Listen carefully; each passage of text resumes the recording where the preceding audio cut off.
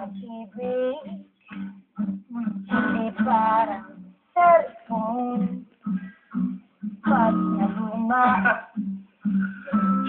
papalitan.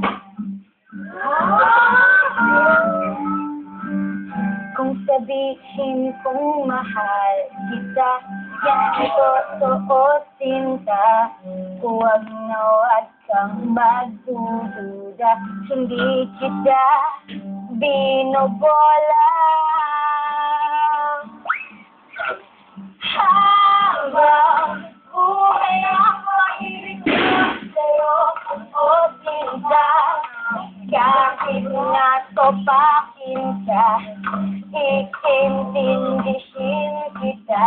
Habang buhay ako, Ibig ko sa'yo, suotin ka. Kahit na may kasalanan ka, iiyak ako pero papatawarin kita.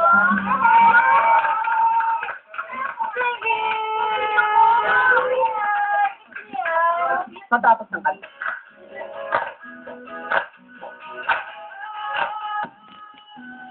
Ang masaya kasi kung ano yung energy na meron kayo, yun yung spread nyo sa auditor. It's good! Okay, sobrang masaya. Yung negative, okay lang ba? Yung negative, parang nakukulangan na ngayon yung performance kasi nag-focus kayo sa emotion. Magaan po yung yung pakiramdam namin. Hindi po siya ganun kasakit po yung magbitaw ng mga salita. Kaya kahit po negative, para mas nakaka-inspired po yun. So dapat, para nag-enjoy ka, pero at the same time, serious ka about sa ginagawa mo. So, let's take it one more time.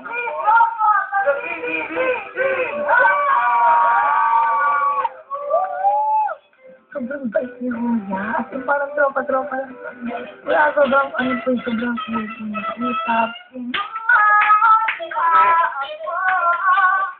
Walang hiyatang pupido, nasira sa ko, pusit na kabalibot ito. Acting eh. Sobrang cute. Dito ko yan. Pag-isipan niyo na lang siguro na ibahin yung story. Na mas, kunyari, lalapit ka sa kanya, parang dumadaan ka lang, tapos kakabiting ka niya, parang papakita niya yung pinag-aaralan niya. Tapos papili niya, ay, wala ka na, parang shock. Ano yun, di ba? Sobrang bait niya po.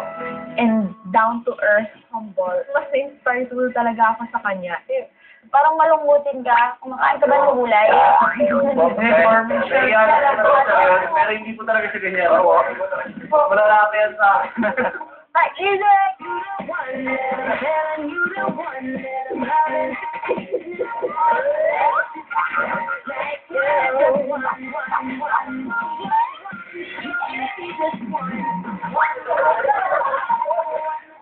Good point.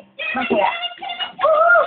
Pero, the bad thing is, walang focus. Mga bata eh. Normal po siguro na minsan parang hindi pa nagsisink in sa kanila na seryoso yung ginagawa nila and gusto pa nila maglaro. Maya-maya inihanda ni Roy ang kanyang solo performance. Lumayo ka na sa akin, wag mo kong kausapin.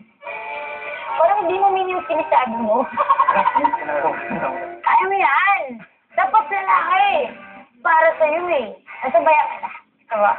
Kaya tara, bilis na gawin natin yung kanta. Kodo ko na lang! Napansin niya po siguro nahihiya ka, tapos sabi niya po, do it daw.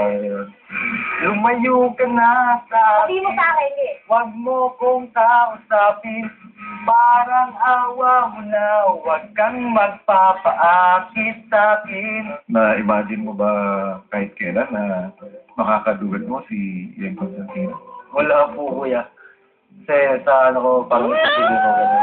Pero, kaya po, nandun siya ko. Anak magpakasino, lagi isipin. Lahat ay gagawin basta para sa'yo. Siyempre po, mas magiging inspired ako, tapos mas maano yung kumpiyansa ko sa sarili ko, kaya sa mga binigay niya nga pong tips, kaya. Housemate? Oras na para magpasalamat. Paalam sa Yun lang! So, may sabihin ako sa importante. Bilang kabataan, huwag mong kakalimutan na bata ka. Kasi once lang yung dadaan. Huwag nyo masyadong pabilisin yung oras. Parang nag-a-act kayo na, nalala na ako. Hindi, maraming mga bagay sa buhay niyo na may isip nyo, bata kami, naging irresponsible naman kayo kung ano naman ginagawa ninyo, na wala na kayong pakialam, mali yun. Kasi may mga tao sa paligid nyo na pwede maapektuhan ng bawat action na ginagawa ninyo. O yun, magiging ehemplo kayo ng maraming kabataan. Gusto kong sabihin sa inyo mga barang. Paglabas ni Yeng, pinagdiskitahan ng boys ang basong sinag inuman